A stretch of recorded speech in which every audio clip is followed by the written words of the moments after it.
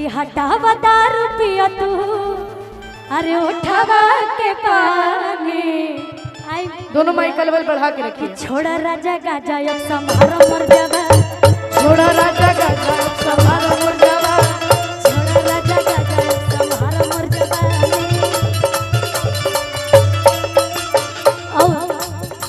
कि कब लेने भाई भाई अपन रसम खाना दानी, भाई भाई अपन रसम खाना दानी, कब लेने भाई भाई अपन रसम खाना दानी। ये आदि शक्ति से हमारे गाना हिल रहे हैं कि छोड़ा राजा गाजा अब समारो मर जावा, छोड़ा राजा गाजा अब समारो मर जावा।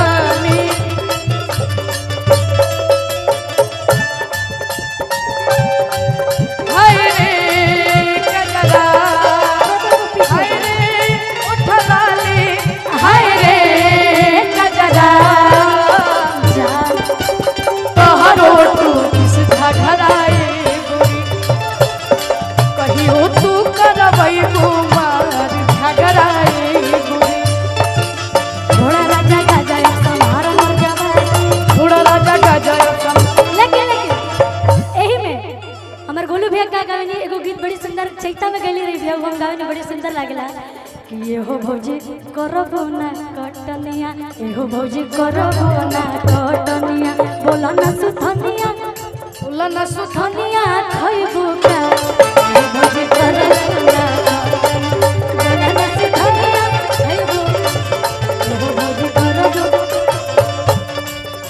कि कवनी सवतिया मरले बमतिया, कवनी सवतिया मरले बमतिया, अपने गुजरिया के गइला तू भूल।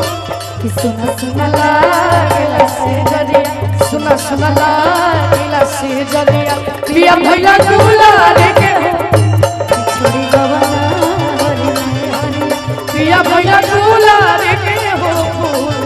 भैया बोलो भैया।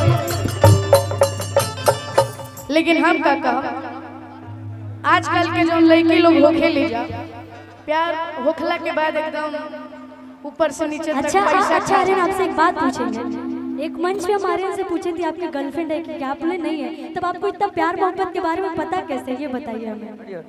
एक्सपीरियंस है थोड़ा। किस कैसे हम आपकी तो कोई गर्लफ्रेंड नहीं? एक बार हम चाह काजल राज खाते एक बार ताली बजा दीजिए। काजल जी के लिए एक बार ताली बजा दीजिए, आपसे बड़ी सुंदर प्यारी एक्ट्रेस। भोजपुरी के एगो इहो शेरनी बाड़ी भाई छाइल बाजे छाइल बा शेरनी बा, एक बार ताली बजा दीजिए जोरदार। आइए आप कि कहता रे बाबूजी आप पहले बताइए ना रहे रे हम घर में। जितने भी यूट्यूबर भाई लोग हैं, एक बार जोरदार पे एक आदमी, बाकी सब लोग बैठ जाए।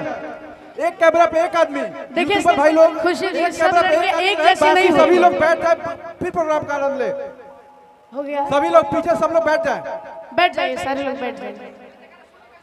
हर लड़कियां एक जैसी नहीं होती, लेकिन कुछ